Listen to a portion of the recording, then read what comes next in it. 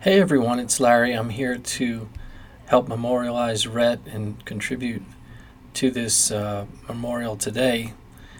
And I'm sorry I couldn't be there, but I guess this will have to do.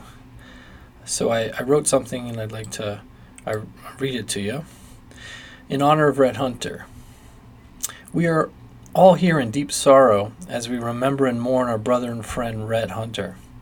But we're also here in celebration of him, his life, and what he meant to us. After all, if there's anything that Rhett would want us to be doing right now, it would be for us to be laughing. Humor was his currency, and in this regard, he was a wealthy man. He wasn't an ordinary person, and by no means did he live an ordinary life.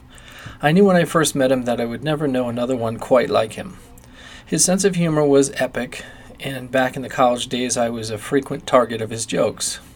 But I never minded. In fact, in a way, I felt honored that he chose me as his subject, as if he had just pulled me on stage with him to be his foil or his fall guy. Everyone here knows what I'm talking about because we were always targeted at one point or another. You just laughed because it was so damn funny, and you didn't care that it was about you. A few choice memories come to mind, like the time I walked into his room at college and noticed that a bar mitzvah picture of me was pinned to the top of his door frame. Obviously, he had stolen it from my bar mitzvah album in my house the last time he had visited. Or the nickname that he devised for me, which was the Creep, and I wore it with pride. Or when I got angry and kicked him out of my car because he wanted to go clothes shopping at Benetton instead of studying at the library with me. Then there was the time he received, quote, services, end quote, in the back of my mother's Honda outside the Javits Center, and I was forced to get out of the car and wait until he was, quote, finished, unquote. And the countless times he pranced around naked, ever so pleased with himself, with a look on his face that said, I just couldn't help it. Yes, much of it was crude and in poor taste, but that's who Rhett was. He was all id and no superego.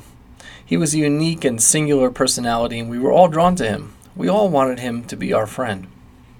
He was impossible to stay angry at, so he could get away with things that others couldn't. Women were taken with him as well, because, well, what woman doesn't want to laugh out loud all day long? His life was filled with irony and contradiction. He was drawn to Indonesia because there he could be the ruler of his own kingdom and be truly wild and free. This he wished to be more than anything else, I think. He developed a respectable teaching career and won the hearts and minds of many children and their parents, eventually becoming a principal. No one could escape his charm. Even after spending time in an Indonesian prison, he still chose to stay, almost as if to say, F you will not defeat me. You will not banish me. I will rise again. He often played the role of the rebel, yet his heart was tender and kind. He loved and respected his mother and visited her frequently, and he cherished his friendships above all. Each of us has something to teach and something to leave behind. Rhett's legacy was simple. He loved life, and he took it by the balls. I think it's fair to say that in his 50 years of life, he did about 150 years of living. Perhaps if he were sitting here next to me, he might say, Larry, you creep, don't be such a straight arrow. Break some rules.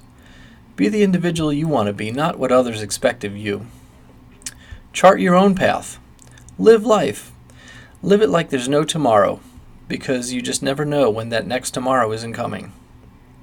Rhett, I love you, pal. I miss you. Thanks for the laughs. Thanks for the memories. And thanks for your friendship. Love, the Creep. Okay.